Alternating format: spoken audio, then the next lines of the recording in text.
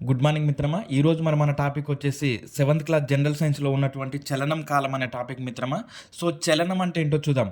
ఒక వస్తువు తన పరిసరాలను బట్టి ఒక నియమిత కాలంలో తన స్థానాన్ని మార్చుకుంటే ఆ వస్తువు చలనంలో ఉంది అని అంటాం. ఉదాహరణకు చూడండి మిత్రమా. సో నడుస్తున్నటువంటి మనిషిని తీసుకుందాం, లేకపోతే ఒక వెహికల్ని తీసుకుందాం.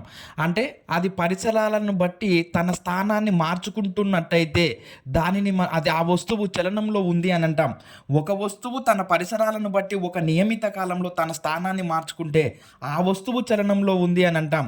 ఇప్పుడు ఒక ఉదాహరణకి ఇక్కడ ఒక పెన్సిల్ ఉంది, దీనిని నేను కదిలిస్తున్నాను అంటే దాన్ని తన స్థానాన్ని మార్చుకుంటే అది చలనంలో ఉంది అని అంటాం.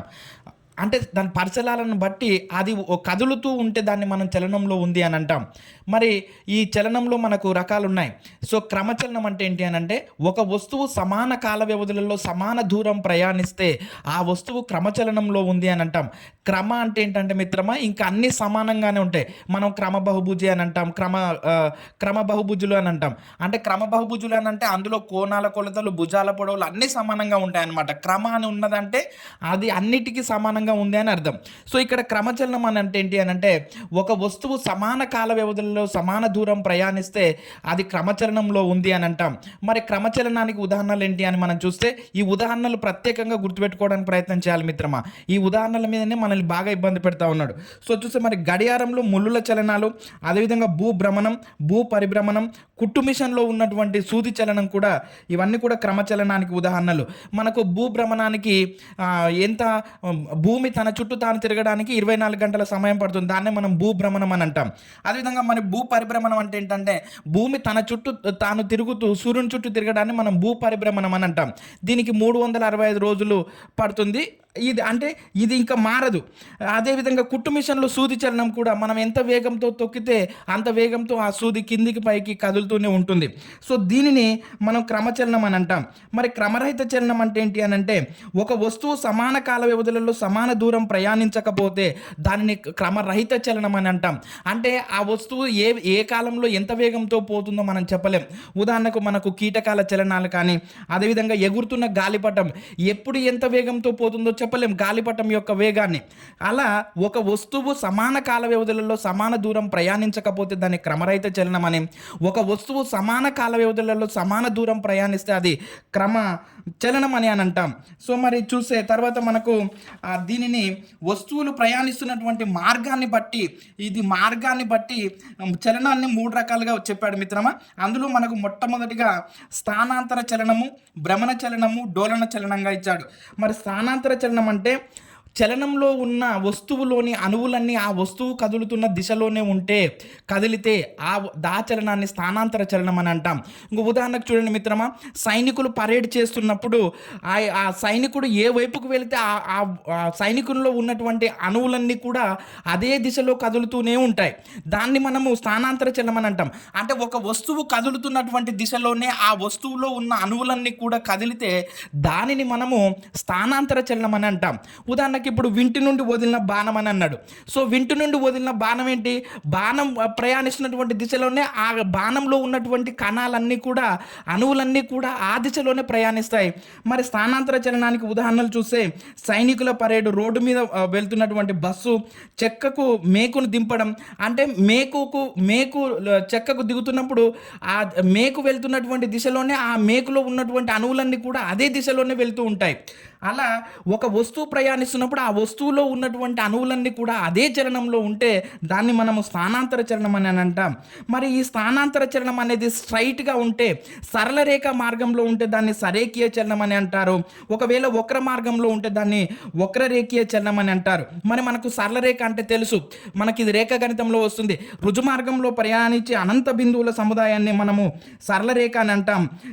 ఇలా అంటే ఈ స్థానాంతర చలనంలో ఉన్నటువంటి వస్తువు స్ట్రైట్గా సరళరేఖ మార్గంలో వెళ్తే దాన్ని సరేఖీయ చలనం అని, వక్రరేఖగా వంకరగా వెళ్ళిందనుకోండి దాన్ని మనము వక్రరేఖీయ చలనం అని అంటాం. ఇది మనకు స్థానాంతర చలనం. సో స్థానాంతర చలనానికి, భ్రమణ చలనానికి, డోలన చలనానికి మధ్య స్పష్టమైన తేడా తెలిస్తే మనం ఎక్కడైనా బిట్టు పెట్టవచ్చు మిత్రమా. స్థానాంతర చలనం అంటే ఒక వస్తువు కదులుతున్నప్పుడు ఆ వస్తువులో ఉన్న అణువులన్నీ అదే దిశలో వెళ్ళాలి. మరి భ్రమణ చలనం అంటే ఏంటో చూద్దాం. సో భ్రమణ చలనం అంటే ఏంటి అని అంటే, ఒక స్థిర బిందువు లేదా స్థిర అక్షం చుట్టూ అన్ని బిందువులు స్థిర దూరంలో. ఇక్కడ స్థిర అనేది ఇంపార్టెంట్ మిత్రమా, స్థిర అనేది ఇంపార్టెంట్. స్థిర బిందువు ఉండాలి, స్థిర దూరంలోనే ఉండాలి. ఇగో ఈ బిందువుని తీసుకున్నాను నేను, ఈ బిందువు నుండి నువ్వు ఏ బిందువుని తీసుకున్నా కూడా అంతే దూరం ఉంటుంది. స్థిర బిందువు నుండి స్థిర దూరంలో ప్రయాణించే అనంత బిందువుల సముదాయాన్ని మనం వృత్తం అని అంటాం. ఇంకో ఇది భ్రమణ చలనం. అలా ఒక స్థిర బిందువు ఆధారంగా స్థిర దూరంలో అన్ని బిందువులు కదిలితే దానిని మనము భ్రమణ చలనం అని అంటాం. ఇంకో భ్రమణం అని అంటే ఏంటి అని అంటే చుట్టూ వలయాకారంలో తిరిగితే దాన్ని మనము భ్రమణ చలనం అని అంటాం. ఇక్కడ స్థిర బిందువు ఉండాలి, ఆ బిందువులన్నీ కూడా స్థిర దూరంలో తిరగాలి, అది రూల్. ఇక్కడ స్థిర అనేది ఇంపార్టెంట్. రైట్. తర్వాత మరి చూస్తే మరి దీనికి భ్రమణ చలనానికి ఉదాహరణలు చూస్తే మనకు ఫ్యాను, గ్లోబు, రంగుల రాట్నము, భూచలనాలు, సైకిల్ చక్రంలోని అంటే వాహనాల యొక్క చక్రాలు, అదేవిధంగా గడియారంలో ఉన్నటువంటి ములుల చలనాలు, అదేవిధంగా కుమ్మరి ఆవం, మనకు కుండను చేసేటటువంటి దాన్ని మనం కుమ్మరి ఆవం అని అంటాం. అదేవిధంగా బొంగరం యొక్క చలనము, క్రికెట్ బంతి గుండ్రంగా తిరిగితే దానికి కూడా భ్రమణ చలనం ఉంటుంది మిత్రమా. ఇక్కడ క్రికెట్ బంతి మీదనే మనకు బాగా ఎగ్జామ్లో అడుగుతున్నాడు మిత్రమా, దీన్ని అర్థం చేసుకోవడానికి ప్రయత్నం చేయండి.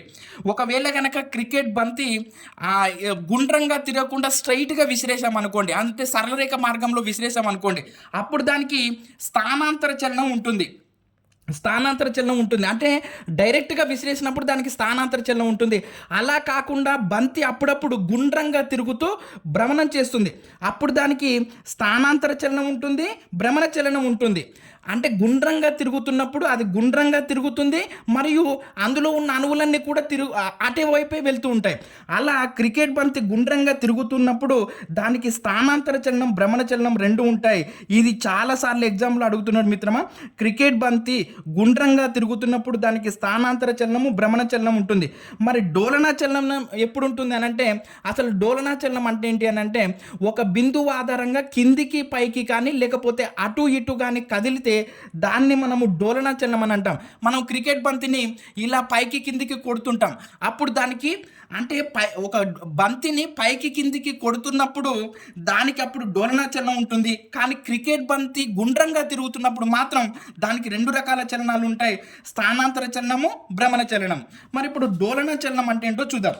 సో డోలనా చలనం అంటే ఏంటి అని అంటే ఒక స్థిర బిందువు ఆధారంగా నిర్దిష్ట మార్గంలో ముందుకు వెనుకకు కానీ లేదా పైకి కిందికి కానీ కదిలితే దానిని మనము డోలనా చలనం అని అంటాం.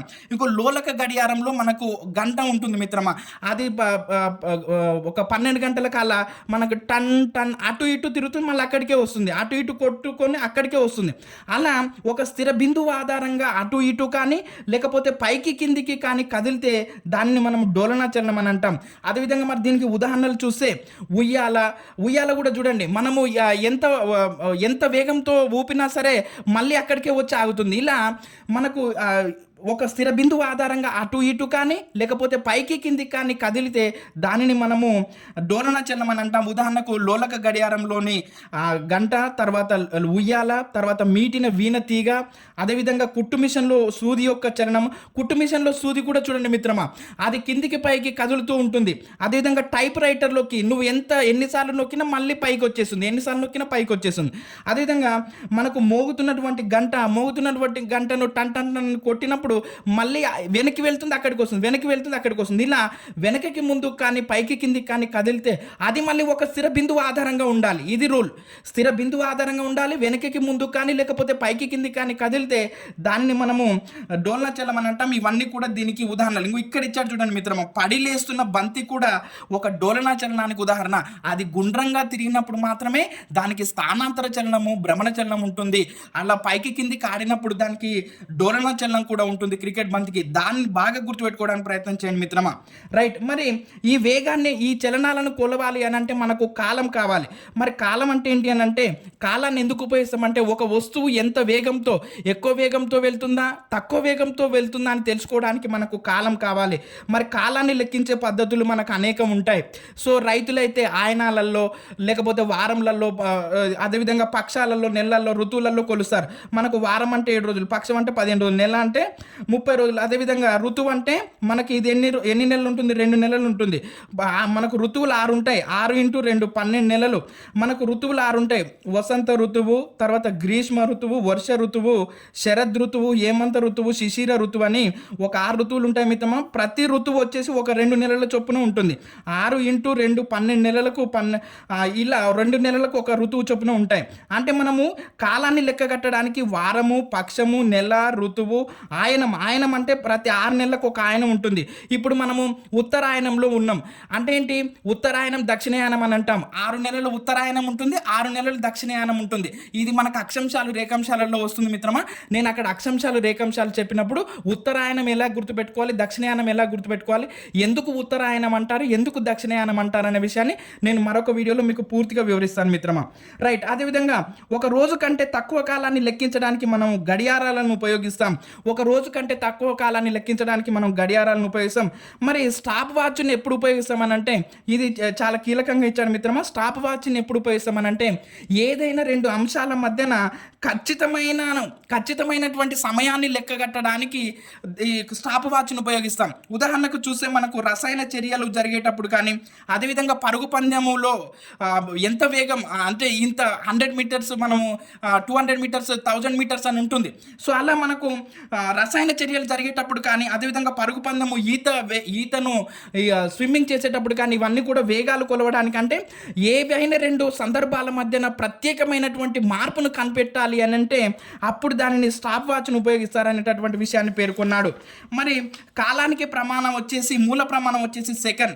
60 సెకండ్లు అయితే 1 నిమిషము, 60 నిమిషాలు అయితే 1 గంట, 24 గంటలు అయితే 1 రోజు, 365 రోజులు అయితే 1 సంవత్సరం, 10 సంవత్సరాలు అయితే 1 దశాబ్దం అని, 100 సంవత్సరాలు అయితే దాన్ని 1 శతాబ్దం అని, 1000 సంవత్సరాలు అయితే దాన్ని 1 సహస్రాబ్దం అని అంటాం. ఇది మనకు టెక్స్ట్ బుక్లో ఇచ్చాడు మిత్రమా. జాగ్రత్తగా గుర్తుపెట్టుకోవడానికి ప్రయత్నం చేయండి. అదేవిధంగా మరి వేగం అంటే, అదేవిధంగా మరి వేగానికి కాలానికి మధ్య సంబంధం చూస్తే, వేగం అంటే ఏంటి అని అంటే, ఒక వస్తువు ప్రమాణ కాలంలో ప్రయాణించిన దూరాన్ని మనము వేగం అని అంటాం. వేగము ఈజ్ ఈక్వల్ టు ప్రయాణించిన మొత్తము దూరం బై ప్రయాణానికి పట్టిన మొత్తం కాలం. వేగాన్ని మనము v ఈజ్ ఈక్వల్ టు d/tగా తీసుకుంటాం, డిస్టెన్స్ బై టైం. అంటే ఈ వేగానికి మరి SI పద్ధతిలో ప్రమాణాలు ఏంటి అని అంటే, దూరానికి ప్రమాణాలు మీటర్సు, కాలానికి ప్రమాణాలు సెకండ్, మీటర్ ఫర్ సెకండ్. అంటే మరి SI పద్ధతి మనకు ఈ ప్రమాణాలు పెట్టే పద్ధతులు 3 రకాలుగా ఉంటాయి మిత్రమా. అది FPS, CGS, MKS అని ఇట్లా 3 పద్ధతులు ఉంటాయి.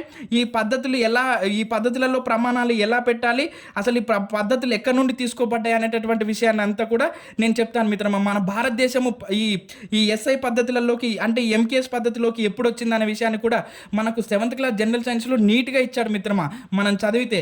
రైట్. సో చూస్తే మరి SI పద్ధతి అంటే ఏంటి అని అంటే, సిస్టమ్ ఆఫ్ ఇంటర్నేషనల్ యూనిట్స్, అంతర్జాతీయ యూనిట్ల వ్యవస్థని మనము SI పద్ధతి అని అంటాం.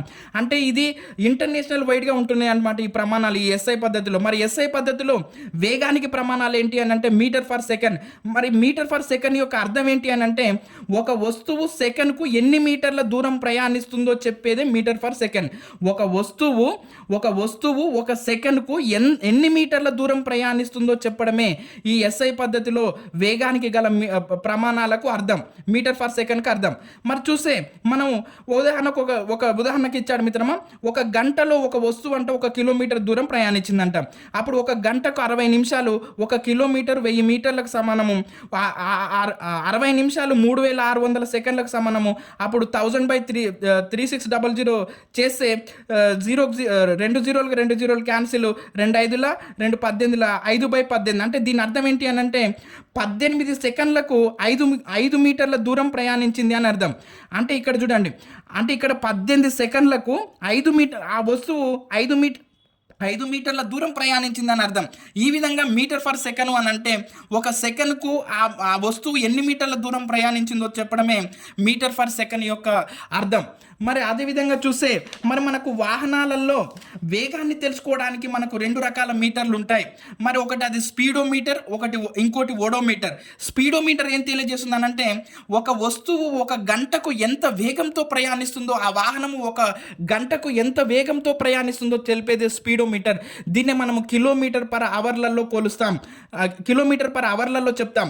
అంటే స్పీడోమీటర్ మనం ఎంత వేగంతో 100 మీద పోతున్నామా, లేకపోతే 80 మీద పోతున్నామా, 60 మీద పోతున్నామా వెళ్ళబోతున్నాం అని చెప్పేదే అది స్పీడోమీటర్. ఆ విధంగా నువ్వు ఒక 100 మీద వెళ్ళావు, తర్వాత ఒక గంట సేపు ప్రయాణించావు. ఆ గంట సేపట్లో ఆ 100 మీద వెళ్ళినప్పుడు మొత్తం దూరం ఎంత ఎంత ప్రయాణించావో తెలిపేదే ఓడోమీటర్. దీన్నే అంటే ఆ వాహనము 100 స్పీడ్తో వెళ్ళినప్పుడు మొత్తం ఎన్ని కిలోమీటర్లు ప్రయాణించిందో ఒక గంటకు తెలిపేటటువంటి దానినే మనము ఓడోమీటర్ అని అంటాం. మొత్తం ప్రయాణించిన దూరాన్ని ఓడోమీటర్ తెలియజేస్తుంది. దీన్ని కిలోమీటర్లలో కొలుస్తాం. అదేవిధంగా ఎంత వేగంతో వెళ్తుందని చెప్పేది మాత్రము స్పీడోమీటర్. వెళ్ళిన తర్వాత ఎంత దూరం ఎన్ని కిలోమీటర్లు ప్రయాణించావో చెప్పేది ఓడోమీటర్. దీన్ని కిలోమీటర్లలో చెప్తాం.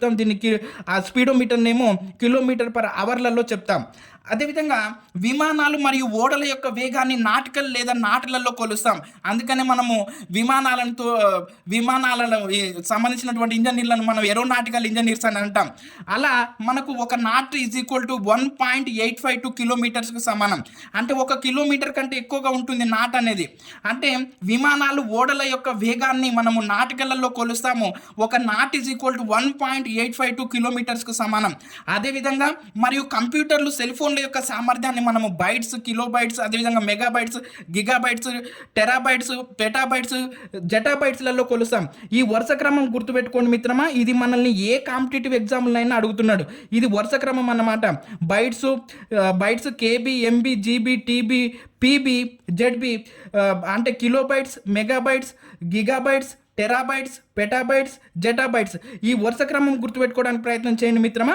ఇది ఎలా కొలుస్తాము, ఏం విషయం అనేది మనకి ఇంకొక చాప్టర్లో ఉంది, అక్కడ వివరిస్తాను. సో మిత్రమా, ఇది అంటే 7th క్లాస్ జనరల్ సైన్స్లో ఉన్నటువంటి చలనం కాలం అనే టాపిక్ చదవడం వలన మనకి ఇక్కడ చలనంలోని రకాలు, క్రమచలనము, క్రమరహిత చలనము, అదేవిధంగా డోలనా చలనము, ఎన్ని విషయాలు మిత్రమా.